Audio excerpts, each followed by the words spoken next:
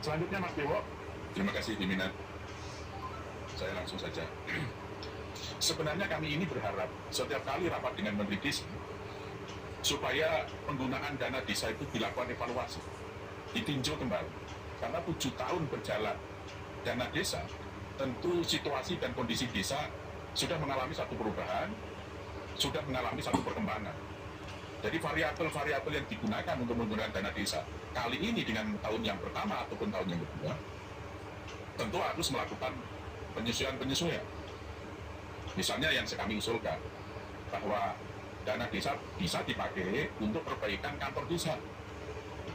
Karena pada kenyataannya kantor desa di mana-mana itu mengalami satu kerusakan dan tidak jelas sumber dana yang dipakai untuk melakukan perbaikan kantor desa itu. Dari kabupaten tidak ada anggarannya, dari provinsi tidak ada anggarannya, dari Kementerian Dalam Negeri tidak ada anggarannya, kemudian Kementerian Desa tidak ada, dan ada satu aturan dari pusat yang melarang dana desa itu dipakai untuk kantor desa. Lantas kantor desa ini sebenarnya merupakan bagian integral dari perkantoran pemerintahan Republik Indonesia atau tidak? Kalau merupakan bagian satu kesatuan dari kepemerintahan Republik Indonesia, mestinya yang dipikirkan oleh pemerintah pusat itu tidak hanya kantor-kantor kementerian, kantor lembaga di pusat, tidak hanya kantor pemerintahan provinsi atau kabupaten kota, tapi juga kantor desa. Karena justru di situ ruang publik masyarakat desa memakai kantor desa, pelayanan langsung kepada masyarakat itu berada di kantor desa. Kreativitas apapun yang akan dikembangkan oleh desa tidak hanya dalam konteks pemerintahan, tapi juga dalam konteks pemberdayaan ekonomi, seni, dan budaya dalam rangka membangun karakter, itu di kantor desa. Kalau kantor desa itu tidak diperhatikan oleh pemerintah melalui sumber pendanaan yang jelas, bahkan ada pelarangan untuk memakai dana desa, lantas kantor desa ini siapa yang harus memikirkan, siapa yang harus bertanggung jawab? Di situ belum direspon, dikagetkan dengan munculnya Perpres 104 tahun 2021 yang jelas diatur bahwa dana desa 40%, minimal 40% digunakan untuk BLT, untuk tunai langsung, 28% kalau nggak salah untuk ketahanan pangan. Yang saya heran, kebijakan soal jaring pengaman sosial yang namanya BLT itu sudah banyak sekali dari berbagai sumber yang diberikan kepada desa. Bahkan ada satu kakak yang menerima 4 paket atau 5 paket, berbagai sumber. Dan yang herannya lagi, yang mendapatkan itu belum tentu yang punya hak untuk menerima. Jadi kebijakannya tidak dievaluasi, sasarannya juga tidak dievaluasi.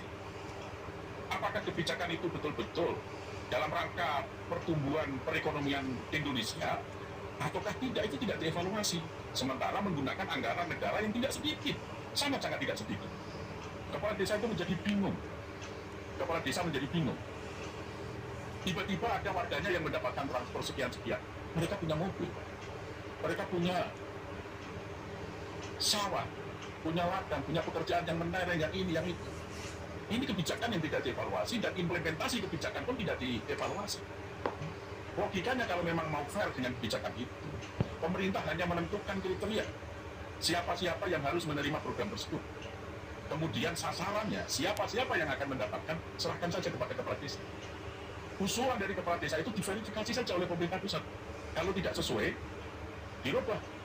Karena memang di desa itu juga kental dengan unsur politik, Pak. Unsur politik, faktor politik desa itu justru sangat kental daripada tingkat kabupaten, apalagi tingkat nasional. Kalau tingkat nasional cair, tapi kalau di tingkat desa itu sangat kental.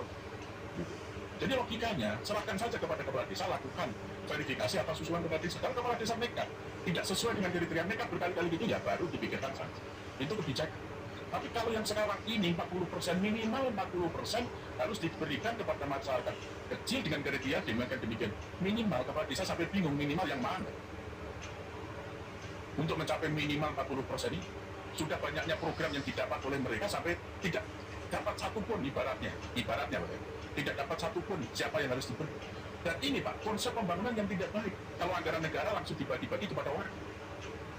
Kalau duit dana desa habis diberikan langsung kepada warga, yang menjadi pertanyaan, fasilitas umum, infrastruktur jalan, ada talut, ada tanggul sungai yang rusak yang mengakibatkan bencana. Bila terjadi kerusakan, dia ambilkan dana dari mana? Kalau uang dana desa saja sudah kepotong sekian bersih. Ini Perpres 104 Pak, mohon diberi masukan kepada Bapak. Kita barangkali ini juga merupakan tolong, kalau ini hanya berjalan 1 tahun Pak, mungkin tidak begitu gampang. Tapi kalau ini berjalan 2 tahun, 3 tahun, atau mungkin tidak ada batas waktu kapan ini berjalan, jalan desa-desa akan makin rusak. Di mana-mana jalan desa akan rusak, tapi tidak ada duit untuk mengatasinya. Karena sudah dipasung dalam satu ketentuan 40% minimal harus sekian. Jadi tidak ada, ini namanya tidak sejalan juga dengan konsep pemerintahan yang desentralistik, yang otonom. Ini sama saja lebih daripada sentralistik, pemerintahan yang sebelumnya. Membuat satu aturan yang segala sesuatu yang sampai sifatnya teknis diatur oleh pemerintah pusat. Ini tidak sejalan dengan reformasi yang kita tunggu. Gitu ya. Jadi saya berharap sekali melalui Menteri Desa, buatlah proposal. Termasuk juga yang sekarang ini, pemerintahan desa kepala desa menuntut supaya masa jabatannya itu tidak hanya 6 tahun. Karena efeknya sangat luar biasa dengan ya, dampak dari pilihan satu masih sangat terasa dan berpengaruh terhadap dinamika pembangunan di desa. Jadi menuntut menjadi 8 desa, saya berharap Menteri Desa juga ada keberpihakan terhadap hal yang demikian. Saya apresiasi terhadap Menteri Desa kalau mau melakukan seperti ini, apalagi saya nggak ada iri, nggak ada kecemburuan. Kalaupun dengan terobosan-terobosan Menteri Desa itu nanti ya dampaknya PKB, Partai Kebangkitan Bangsa yang dibesarkan, saya nggak ada kecemburuan. Nah, karena apa yang ditunaikan oleh Pak Menteri Desa itu untuk kepentingan bangsa dan negara, kok implikasi positifnya terhadap partai, saya nggak ada masalah, Ketua. Saya sebenarnya selalu dapat, nah tapi kalau diingatkan Ketua ya sudah. Dan kebetulan memang dapat. Terima kasih Bapak Ibu pimpinan dan anggota Komisi 5 yang saya hormati. Pertama kami sampaikan terima kasih masukan-masukannya, saran dan tentu kritikan.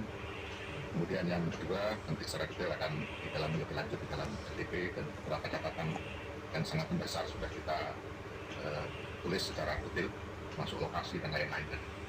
Nah, secara umum yang pertama terkait dengan pendalaman dan bahkan perlu amandemen Undang-Undang 39 2008. Jadi kita akan coba tindak-lanjuti mudah-mudahan ada celah yang bisa kita lakukan karena memang keberadaan yang sebenarnya sebagaimana disampaikan Pak Irma Lubis tadi betul adanya, dan ini menjawab semua permasalahan yang tadi sebagian juga disampaikan oleh Bapak Ibu sekalian, misalnya terkait dengan Perpres 104, kemudian voting persentase dengan berbagai kegiatan. Tapi ada satu hal yang dulu saya tegaskan bahwa BLT dana desa itu lahir karena COVID-19 dan karena dipayungi oleh Undang-Undang Nomor 2 terkait yang merupakan transformasi dari peraturan pemerintah pengganti undang-undang.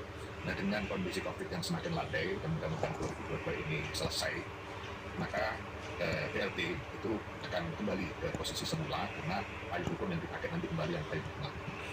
Memang ada dinamika di situ terkait dengan proporsi yang sejak awal sebenarnya kita mengharapkan adanya dasar penting dengan data yang ada di desa. Karena sampai hari ini dengan pemutakhiran data desa dengan berbasis SDGs desa, data kemiskinan itu jauh lebih detail, lebih terbaca. Itu ada di desa. Nanti pada suatu saat kita akan mengajak Bapak Ibu sekalian untuk mendatangi beberapa desa dan bisa menanyakan dan menyaksikan terkait dengan ketersediaan data yang ada di desa, yang sifatnya payment address. Kenapa kita harus ke desa? Karena itu miliknya desa. Yang benar untuk membuka, yang benar untuk melakukan telaah itu adalah desa dan kuncinya ada di kepala desa dan sekretaris desa. Nah, SDGs desa nomor 1, desa tanpa kemiskinan itu mengarah kepada pertama pendataan konflik payment address baik keluarga maupun keluarga, baik miskin ekstrim. Miskin ekstrim kategori 1, yaitu miskin ekstrim, lansia, penyakit kronis menaun, sendirian sehingga tidak lagi bisa bicara tentang pemberdayaan, atau miskin ekstrim kelompok 2 yang usia produktif, masih tidak punya penyakit kronis menaun dan masih bisa bicara pemberdayaan. Nah, itu sebagai salah satu upaya untuk percepatan penyelesaian berbagai permasalahan yang ada di desa. Itu juga terkait dengan stunting yang pada SDG itu ada desa kesehatan dan sejahtera, sehingga di dalam penganggaran di prioritas penggunaan dana desa itu selalu stunting ini masuk, apakah itu terkait dengan pemberian makanan tambahan atau terkait dengan penyediaan posyandu dan penguatan di dalam poskesdes dan lain-lain. Nah, mudah-mudahan dalam waktu yang tidak lama semua desa yang ada di dalam wilayah Kementerian Desa sebanyak 74.961 desa bisa kita selesaikan pemutakhirannya dan masing-masing desa bisa kemudian merujuk pada data. Nah, tinggal masalahnya adalah ini yang terus kita lakukan, sosialisasi dan konsolidasi dengan pihak kementerian dan lembaga lain agar mereka juga memberikan ruang yang cukup bagi desa untuk memberikan data. Misalnya kesimpang siuran antara PTKS dan desa ternyata benda yang tidak tahu terkait dengan siapa penerima PKH dan lain-lain dan kita cek. Nah, sehingga terjadi overlap. Misalnya dia masuk BLT, ternyata baru diketahui berikutnya dia mendapatkan jaring pengaman sosial yang lain. Nah, untungnya BLT ini fleksibel yang bisa direvisi setiap saat, yang penting dibawa ke musyawarah desa khusus untuk itu. Nah, langkah-langkah inilah yang kemudian terus kita upayakan Kemudian terkait dengan pemanfaatan dana desa yang lain, di tahun 2021 masih terdapat infrastruktur juga yang dihasilkan dari pemanfaatan dana desa. Nah, kalau nanti ini apa yang disampaikan Pak Herman Lubis tadi bisa kita tindak lanjuti dan ada celah untuk menuju ke sana, saya pikir apa yang menjadi harapan kita semua, para pimpinan dan anggota Komisi 5, insya Allah bisa akan lebih